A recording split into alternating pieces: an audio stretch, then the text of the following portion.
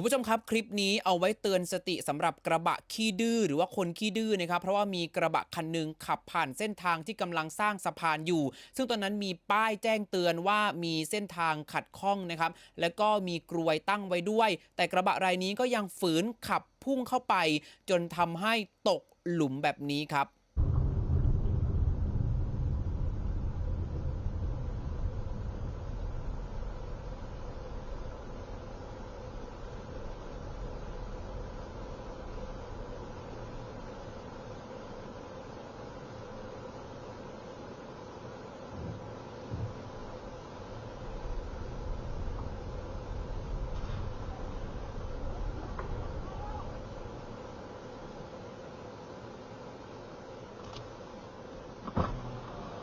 บอกแล้วบ่เสียว่ามันสิลงแล้วบ่เสียความเฮา